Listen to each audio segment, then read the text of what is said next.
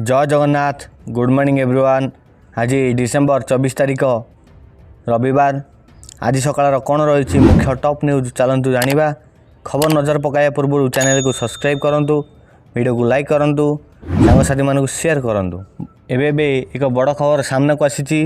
ओडिशा को फेरिला कोरोना। देश में दिनक चिन्हट हेले 423 पॉजिटिव चिन्हट। कोरोना रे नुआ भारिएंट JN.1 भारतर द्रुत संक्रमण करिछि। एसबु मध्य दीर्घ दिनर व्यवधान पर ओडिशा रे प्रथम कोरोना आक्रांत चिन्हट होइछन्ति। ओडिशा रे डिसेम्बर मासर प्रथम कोरोना चिन्हट एबे सामना को आसीछि। देश में गत 24 घंटा 423 पॉजिटिव बाहरिले।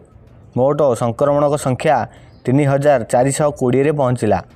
अन्यपटे कोरोना रे 4 जनकर मृत्यु होइछि। विश्व स्वास्थ्य संगठन कोविड नुआ भारिएंट JN.1 को नहीं एक मंतव्य रखिछन्ति। विश्व स्वास्थ्य गठन कहिछि एही भारिएंट एक स्वतंत्र भारिएंट। इंग्राजी रे कुहाଯାଇଛି स्टैंड अलोन भारिएंट, अर्थात एही भारिएंट अन्य भारिएंट ठारू अलग होइताए। एहार द्रुत संक्रमण क्षमता पाई एहाकू स्वतंत्र कैटेगोरी रे रखा जाइछि। हु कहिछि एही भारिएंट बहुत बड़ विपद सृष्टि करि परिबो नाही। एथर पिलामानंक नुआ वर्ष जमिबो। जनवरी 1 रु 15 तारिख पर्यंत समस्त सरकारी और घर स्कूल छुट्टी घोषणा करा जाइछि। आ मात्र 8 दिन पर पाद देव नुआ वर्ष 2024। साधारण भावे नुआ वर्ष रे छुट्टी मनाइबाकू समस्ते चाहितांती, मात्र काहाकू एही सुजोग मिली थाए तो आउ काहाकू न मिली थाए। तेबे नुआ वर्ष रे स्कूल पिला माने मौज करि परिबे। एने आसी एक बड़ खुशी खबर। नुआ वर्ष रे स्कूल पिला मानंकू 15 दिन छुट्टी मिलिबो। सूचना मुताबक अत्यधिक ठंडा को दृष्टि रे रखी स्कूल छुट्टी घोषणा करा जाइछि। तेणु नुआ वर्ष 1 रु 15 तारिख पर्यंत स्कूल बंद रहिबो। समस्त सरकारी और घर स्कूल पाई एही नियम लागू हेबो। एने समस्त जिलार शिक्षाधिकारी, जिला मौलिक शिक्षाधिकारी, स्कूल प्रिंसिपाल और हेडमास्टर मानक अवगत करा जाइछि। हरियाणा शिक्षा विभाग पक्षरु एभली निर्देशमान जारी करा जाइछि। जम्मू काश्मीर आतंकवादी आक्रमण घटनास्थल में मिलिला 3 संदिग्ध मृतदेह। जम्मू काश्मीर आतंकवादी आक्रमण हेबा परे सेठारे जोरसोर रे खोजाखोजी जारी रही। सेनार सुरक्षाकर्मी माने सेठारे सर्च ऑपरेशन जारी करछन्ति। एहीपरि एही कारणरू पंच एवं राजौरी जिले में इंटरनेट सेवा मध्य बंद करा जाइछि। तेबे यह मध्य सेठारू 3टी मृतदेह ठाब करा जाइछि।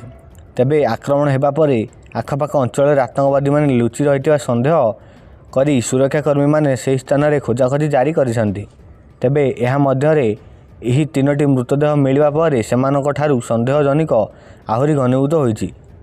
तेबे एही मृतदेह आतंकवादी कि नुहे ताहा वर्तमान पर्यंत स्पष्ट हो पार नाही। आहचरी मध्य आश्चर्यजनक कथा हेउछि। खसुची पारद, बढ़ुची शीत, घन कुहुड़ी चारिआडे धुआं हो धुआं। सारा राज्य में असह्य जाड़। पारद तलकू तलकू खसुची। थंडारे थरुचंती समस्ते। तेबे राज्यर मध्य को उत्तर तथा उत्तर पश्चिम दिगरू शुष्क थंडा वायु प्रभाव दुर्बल एवं आकाश निर्मल होइतिबारु आजिडू शीतर प्रकोप सामान्य कमिबा संभावना रही। एथिसह 25 तारिख जाए उपकूल और आभ्यंतरीण ओडिशार अधिकांश अंचल में घन कुहुड़ी हेबा नहीं पूर्वानुमान करिछि पानीपाग विभाग। घन कुहुड़ी पाई दृश्यमान दूरता 200 मीटर रु कम रहिबा संभावना थिबारु येलो वार्निंग जारी कराଯାଇଛି। पाटणा रेंज रे हाथी उपद्रव। नष्ट कले पनीपरिबा चाष, खाईगले धान आउ चाउल। पाटणा रेंज रे हाथी उपद्रव नष्ट कले पनीपरिबा चाष, घर भांगी खाईगले धान चाउल। दीर्घ 2 मास पर पुणी केउझर जिला पाटणा रेंज रे हाथीपलक उपद्रव देखा मिली। विलंबित राति 30टी हाथीपल साहारपड़ा सेंसर अंचल में पनीपरिबा चाष नष्ट करने सह रामपुर ग्राम में रंजन महांती घर भांगी घर भितर धान चाउल खाई जाइथिले। परिवार लोके घरे शोइथिबा समय हाथी आक्रमण अल्पके बतई जाइछन्ति। ओडिशा हेउछि देवभूमि और पुण्यभूमि। मान्यवर मुख्यमंत्री ଏହି କଥା କହିଛନ୍ତି। ମାନ୍ୟବର ମୁଖ୍ୟମନ୍ତ୍ରୀ ଶ୍ରୀ ନବୀନ ପଟ୍ଟନାୟକ ଓଡ଼ିଶାର ପ୍ରସିଦ୍ଧ ମହିମାଗାଦି ପୀଠ ଢେଙ୍କାନାଳ ଜିଲ୍ଲାର ଜୋରନ୍ଦା ଠାରେ ଉପାସନା ପୀଠ ଓ ବତୀ ମଣ୍ଡପ ନିର୍ମାଣ, ଭବ୍ୟ ମହିମାଗାଦି ଶୂନ୍ୟ ମଣ୍ଡପ ନିର୍ମାଣ ଏବଂ ମହିମାଗାଦି ଚତୁଃପାର୍ଶ୍ୱରେ ଉନ୍ନତିକରଣ କାର୍ଯ୍ୟ ପାଇଁ ଭୂମି ପୂଜନ କରିଛନ୍ତି। ଜୋରନ୍ଦାରେ ଆୟୋଜିତ କାର୍ଯ୍ୟକ୍ରମରେ ମୁଖ୍ୟମନ୍ତ୍ରୀ କହିଥିଲେ ଯେ ଓଡ଼ିଶା ହେଉଛି ଦେବଭୂମି ଓ ପୁଣ୍ୟଭୂମି। ମହିମା ଧର୍ମ ଜୋରନ୍ଦା ମାଟିକୁ ପବିତ୍ର କରିବା ସହ ଭାରତର ଆଧ୍ୟାତ୍ମିକତା ମାନବ ଚିତ୍ରରେ ସ୍ୱତନ୍ତ୍ର ସ୍ଥାନ ହେଇଛି। ଏଭଳି ପବିତ୍ର ମାଟିକୁ ଆସି ଓ ଆପଣମାନଙ୍କ ସହିତ ମିଶିବାର ସୁଯୋଗ ପାଇ ମୁଁ ବହୁତ ଖୁସି ଅଛି ବୋଲି ମାନ୍ୟବର ମୁଖ୍ୟମନ୍ତ୍ରୀ କହିଥିଲେ। ମହାପ୍ରଭୁଙ୍କୁ ଇଏ କି ପ୍ରକାର ସମ୍ମାନ! ଭାଇରାଲ ହେଉଛି ବିସର୍ଜନ ସମୟର ଭିଡ଼ିଓ। ସେ ଜଗନ୍ନାଥ, ଜଗତର ନାଥ, କାଳିଆ ଠାକୁର ଅଟେ, ସେ ଭାବ ବିନୋଦିଆ। ତାକୁ ଦେଖିଲେ ଆଖିରେ ବହି ଆସେ ଲୋକଙ୍କର ଧାର। ଶ୍ରୀମନ୍ଦିରକୁ ଯାଇ ଦର୍ଶନ କରିବା ପାଇଁ ଲାଗିଥାଏ ଲୋକମାନଙ୍କର ଭିଡ଼। କୁହାଯାଇଛି କି କଳିଯୁଗରୁ ଠାକୁର ହେଉଛନ୍ତି ଜଗନ୍ନାଥ। ସମସ୍ତେ ତାଙ୍କୁ ପ୍ରଣାମ କରନ୍ତି ଏବଂ ଭକ୍ତି ମଧ୍ୟ କରନ୍ତି। ଆପଣ କେବେ ଶୁଣିଛନ୍ତି କି ମହାପ୍ରଭୁଙ୍କୁ ଶ୍ରୀ ବିଗ୍ରହକୁ କେବେ ବିସର୍ଜନ କରିବାକୁ? କେହି କେବେ ଏଭଳି ଦୃଶ୍ୟ ଦେଖି ନଥିବା ବେଳେ ଏବେ ଏକ ଭିଡ଼ିଓ ସାମ୍ନାକୁ ଆସିଛି ଯାହାକି ସୋସିଆଲ ମିଡ଼ିଆରେ ବେଶ୍ ଭାଇରାଲ ହେବାକୁ ଲାଗିଛି। ଯେଉଁଠୁ ମହାପ୍ରଭୁ ଜଗନ୍ନାଥ, ବଳଭଦ୍ର ଏବଂ ସୁଭଦ୍ରା ବିଗ୍ରହକୁ ବିସର୍ଜନ କରାଯାଉଛି। ରାଉରକେଲାରେ ହଇଜା ନେଲା ଆଉ ଏକ ଜୀବନ, ଆକ୍ସନ୍ ମୋଡ଼ରେ ୱାଟେକ। ରାଉରକେଲାରେ ଝାଡ଼ା ବାନ୍ତିରେ ଦିନକୁ ଦିନ ମୃତ୍ୟୁ ସଂଖ୍ୟା ବଢ଼ିବା ଲାଗିଛି। ହଇଜାରେ ଆଉ ଜଣକ ମୃତ୍ୟୁ ହୋଇଥିବା ସୂଚନା ରହିଛି। ମୃତକ ଜଣକ ହେଲେ ପାୱାର ହାଉସ୍ ରୋଡ଼ର 42 ବର୍ଷୀୟ ପଙ୍କଜ ମଣ୍ଡଳ।